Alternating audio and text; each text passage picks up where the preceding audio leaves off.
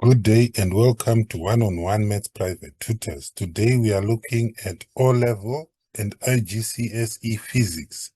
The topic is the transformer. Many household devices such as electronic keyboards, toys, lights, and telephones require a lower voltage than is provided by the main supply, and a transformer is needed to reduce the mains voltage.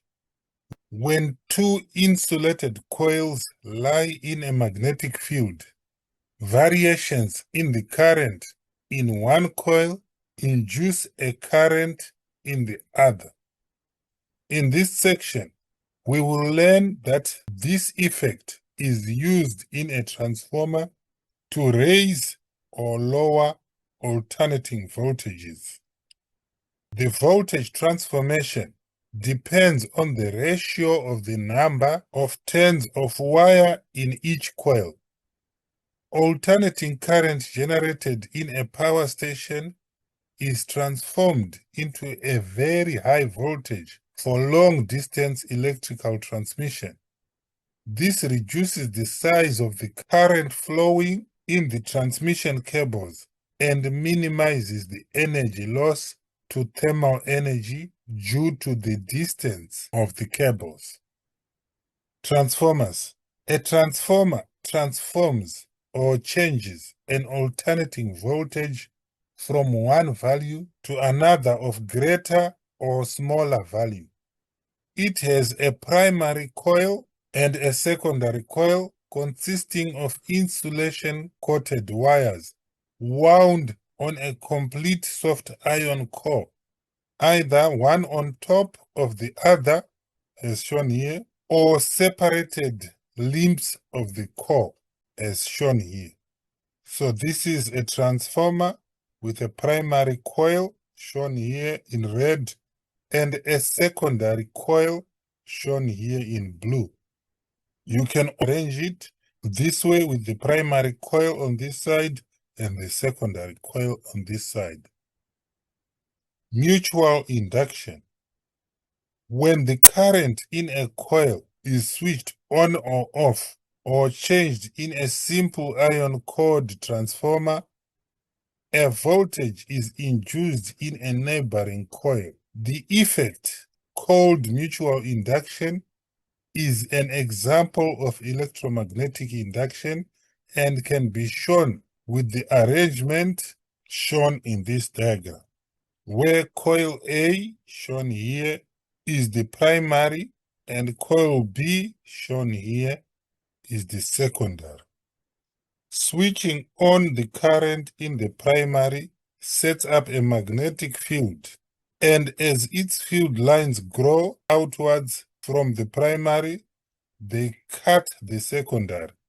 A PD or potential difference is induced in the secondary until the current in the primary reaches its steady value. When the current is switched off in the primary, the magnetic field dies away, and we can imagine the field lines cutting the secondary as they collapse, again inducing a PD in it. Changing the primary current by quickly altering the rheostat has the same effect. The induced PD is increased by having a soft iron rod in the coils, or better still, by using coils wound on a complete iron ring. More field lines then cut the secondary due to the magnetization of the iron. Now let's look at this animation to show how a transformer works. Transformers are made of an iron core ring wrapped in coils. The coils have to be insulated. One coil, this coil is connected to an AC supply, and it is called the primary coil. The output is connected to a load resistance and is called the secondary coil. The coils are insulated from each other and they don't form a direct electrical connection. This gives the transformer its electric altering properties. Transformers can either step up or step down a voltage. In a step-down transformer, the number of turns in the primary coil is greater than the number of turns in the secondary coil. In a step-up transformer, the number of turns in the secondary coil is greater than the number of turns in the primary coil. So here we can see a step-down transformer. The voltage in the primary coil is higher than the voltage in the secondary coil. The alternating current in the primary coil induces a magnetic field into the core. The core then transfers that magnetic field to the secondary coil. An electric current is then induced into the secondary coil. The secondary coil then creates an alternating voltage at the secondary coil. So once again, this is the sequence. An alternating current creates a magnetic field onto the core. The core transfers the magnetic field to the secondary coil. An electric current is induced into the coil, which creates a voltage on the secondary coil. Now let's explain how a transformer works using the transformer equation. An alternating voltage applied to the primary induces an alternating voltage in the secondary. The value of the secondary voltage can be shown for a transformer in which all the field lines cut the secondary to be given by primary voltage over secondary voltage is equal to primary turns over secondary turns. And in symbols, we can say Vp, which is voltage in primary or primary voltage, over Vs, secondary voltage, is equal to number of turns in primary over number of turns in secondary. A step-up transformer has more turns on the secondary than the primary, and Vs is greater than Vp. So for a step-up transformer, Vs, voltage in the secondary, is greater than voltage in the primary. And number of turns on the secondary is greater than number of turns on the primary. For example, if the secondary has twice as many turns as the primary, then the voltage in the secondary is about twice the voltage in the primary. In a step-down transformer, there are fewer turns on the secondary than the primary. For a step-down transformer, the number of turns on the primary is greater than the number of turns on the secondary. Voltage on the secondary is less than voltage on the primary. Therefore, voltage on the primary is greater than voltage on the secondary. The diagram above shows that this is a step-up transformer and this is a step-down transformer. The number of turns on the primary is less than the number of turns on the secondary. For a step-up transformer and for a step-down transformer, the number of turns on the primary is greater than the number of turns on the secondary. Electricity is distributed to our homes via a grid consisting of cables and transformers. The current in the cables has a heating effect which wastes energy. Transformers can increase or decrease an alternating voltage. Step-up transformers increase voltage from the power station so that the current in the cables is reduced and less energy is wasted as heat. So we must understand that step-up transformers increase the voltage but decrease the current. From the equation P is equal to VI, for the same power to be transmitted, we can increase the voltage and reduce the current. So let's say if the power is 20 watts, the voltage before stepping up can be 2 volts and the current can be 10 amps. We can step up the voltage to 10 volts and decrease the current to 2 amps, still maintaining the same power supply of 20 volts. So, by stepping up the voltage, we have reduced the current to supply the same power via our cables. Step-down transformers decrease the voltage and increase the current. So from the power station, we need to increase the voltage or to step up the voltage and reduce the current so that our power losses are minimized. From the equation P is equal to I squared R, the resistance is the same. So power losses can be minimized by decreasing the current. That is why we step up the voltage and reduce the current to minimize power losses. And we must also remember that transformers only work with AC, not DC. Using step-up transformers increases the efficiency of electric transmission, and thinner cables can be used. This results in lower costs of transmission. Step-down transformers then reduce the voltage to that needed in homes. So after the electricity has been transmitted, it can be stepped down so that we can use it in homes, schools, and industries. Now let's look at typical past examination questions. The diagram shows a transformer. The input voltage is 240 volts. What is the output voltage? So we want the secondary voltage.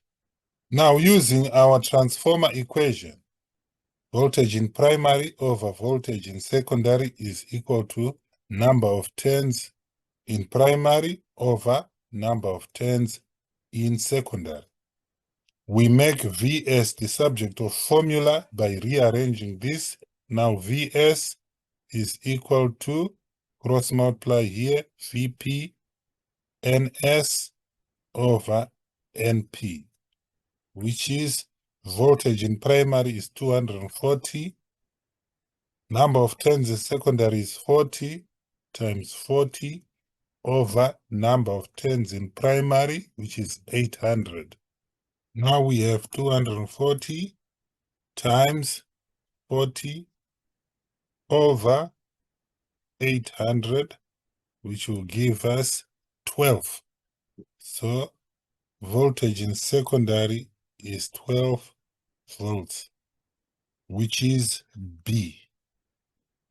Next question. A transformer has 50 turns on its primary coil and 100 turns on its secondary coil. An alternating voltage of 25 volts is connected across the primary coil. What is the voltage across the secondary coil? So Vp over Vs is equal to Np over Ns. We want the voltage across the secondary coil, which is this one, so we make Vs the subject of formula by cross multiplying. So Vs becomes Vp Ns over Np. Voltage in the primary is 25 volts.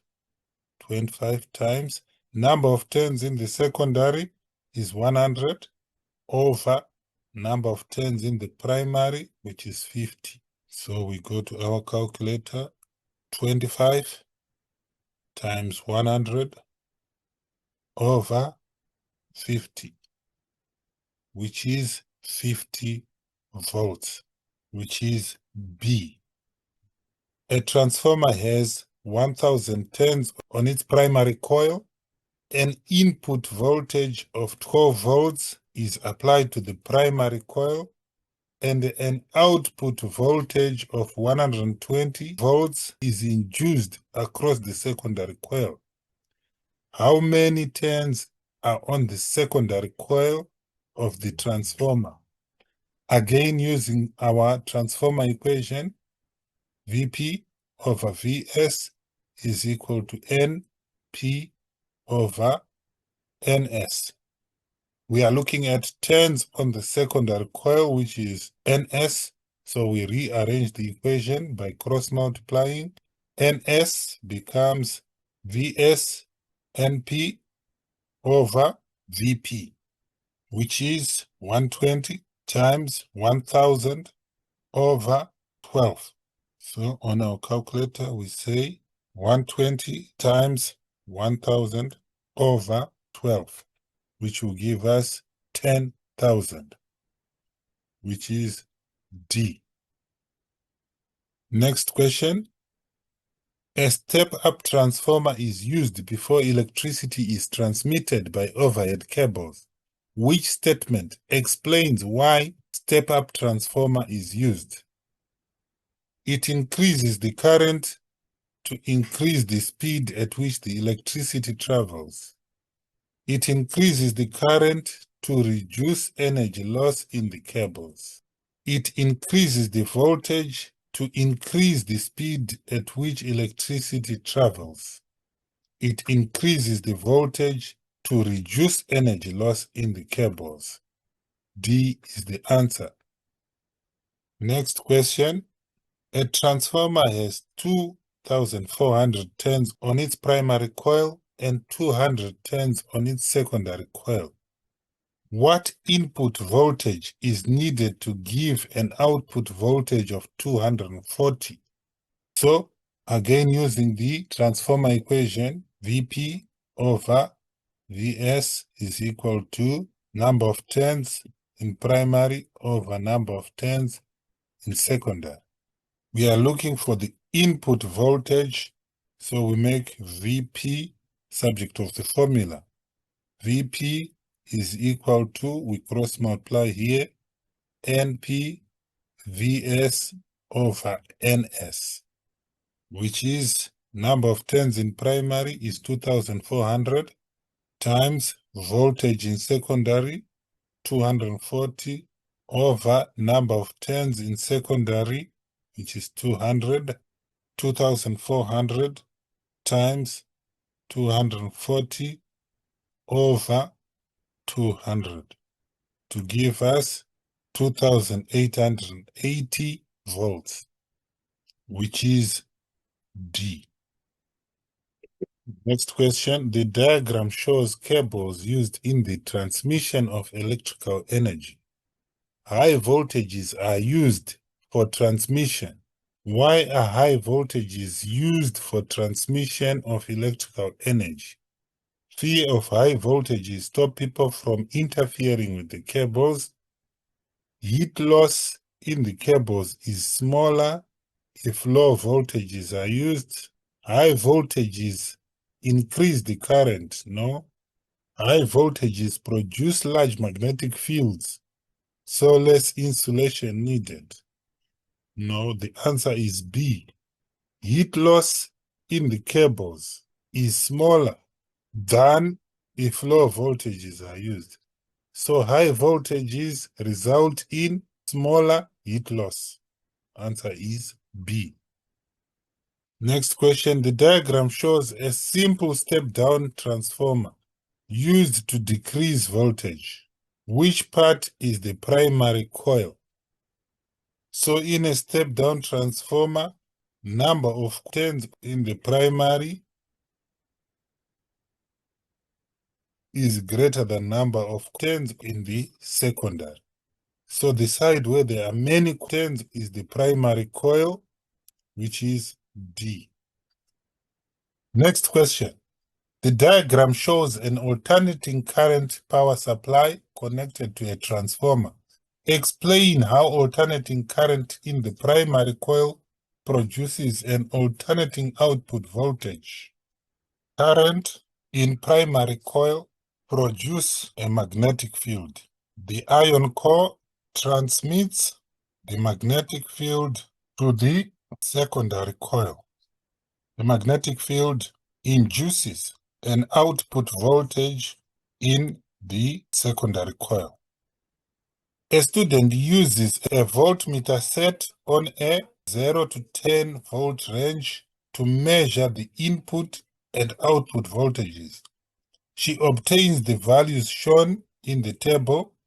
If input voltage is 1.2 volts, output voltage is 2.4, and so on. Suggest why no output voltage reading is obtained with this voltmeter when the input voltage is 6.4 volts. So we can see the trend as input voltage is increasing, output voltage is increasing. At 4.8, we have 9.6. Now our voltmeter is set on a 0 to 10 volt range. So this reading could be above 10. So we can say the value of the output voltage could be too large for the voltmeter. The number of turns on the primary coil is 48. Calculate the number of turns on the secondary coil.